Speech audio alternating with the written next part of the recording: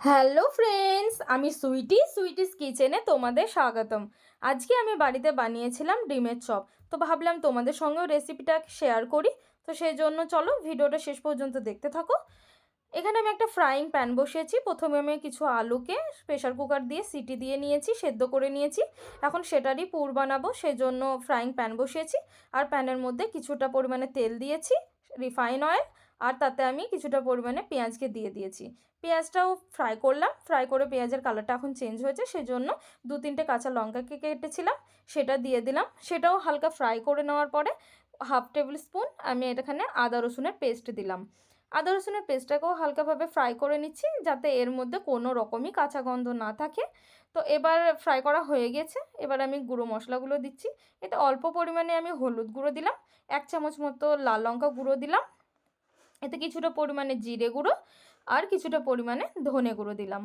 মশলাটাকেও ভালোভাবে ফ্রাই করে নেব, যাতে এর মধ্যে কোনো রকম কাঁচা গন্ধ না থাকে, তাহলে একদমই ভালো লাগবে না খেতে। তো মশলাটাকে দেখো ফ্রাই করে নিয়েছি।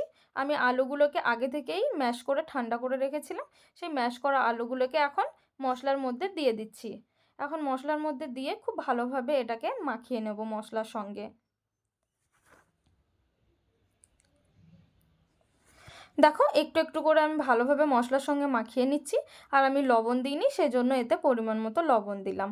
লবণটাকেও ভালোভাবে মাখিয়ে নিচ্ছি আলুর সঙ্গে। দেখো আলুটা কত সুন্দর ম্যাশ করা হয়ে গেছে, মশলাটাও খুব সুন্দর এর মধ্যে মিক্স হয়ে গিয়েছে। তো ডিমের চপটা বানানোর জন্য যে বেসনটা লাগবে, চলো সেটা বানিয়ে নিই। এখানে আমি বেসন নিচ্ছি আমার পরিমাণ মতো, তোমরা তোমাদের পরিমাণ মতো নিও। এখানে আমি পরিমাণ মতো লবণ দিচ্ছি। আর ঝালের জন্য 1 চামচ মতো লাল লঙ্কা গুঁড়ো দিচ্ছি, আর কিছুটা পরিমাণে হলুদ গুঁড়ো। এখন এটাকে অল্প অল্প করে জল দিয়ে মাখিয়ে নেব। বেসনটাকে খুব ভালোভাবে কিন্তু ফাটিয়ে নিতে হবে, না হলে কিন্তু চপটা ভালোভাবে ফুলবে না। তো আমি অনেকক্ষণ ধরেই ফাটিয়ে নিয়েছি, এখন আমার ফাটানো হয়ে গেছে পুরোপুরিভাবে। তো চলো এখন চপগুলো বানাবো। তো এখানে আমি ডিমগুলোকে আগে থেকে সেদ্ধ করে রেখেছিলাম, আর একটা ডিমকে আমি 4টে ভাগ করেছি। এখন আলুর পুরগুলোকে ভিতরে ভরবো। তো সেই জন্য আমি প্রথমে তলাতে 1 সেট আলুর পুর দিয়েছি, আর ডিমের ওপরে আরেক সেট আলুর পুর দেব। দিয়ে এটাকে হাতের সাহায্যে ভালোভাবে ড্যাব ড্যাব করে বসিয়ে নেব চিপে চিপে, যাতে এটা ভাজার সময় কোনোভাবেই বেরিয়ে না আসে ডিমটা। তো দেখো আমি এইভাবে শেপ দিয়ে বানিয়ে নিয়েছি, তোমরাও এইভাবে বানিয়ে নিও। তো আমি একটাই দেখালাম, বাকি সবগুলো আমি এইভাবে বানিয়ে নিয়েছিলাম। তো চলো এখন ফ্রাই করার পালা। সেই জন্য আমি এখানে একটা প্যান বসিয়েছি, আর এতে পরিমাণ মতো আমি রিফাইন অয়েল দিচ্ছি ফ্রাই করার জন্য। তো অয়েলটা এদিকে গরম হচ্ছে, আর আমি এদিকে বেসনটা মাখাচ্ছি ফ্রাই করার জন্য। তো দেখো অয়েলটাও গরম হয়ে এসছে। এখন আমি একটা একটা করে দিয়ে ফ্রাই করে নেব।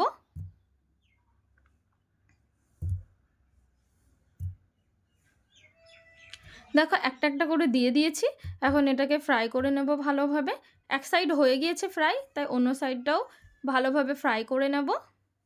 দেখো চপগুলো ফ্রাই হয়ে গিয়েছে, এখন আমি প্লেটের মধ্যে উঠিয়ে নিচ্ছি। দেখো ডিমের চপ কিন্তু আমার রেডি। তোমরা এভাবে একদিন বাড়িতে বানিয়ে খেও, আর কেমন হয়েছে কমেন্টের মাধ্যমে জানিও। দেখা হচ্ছে নতুন একটি রেসিপি নিয়ে।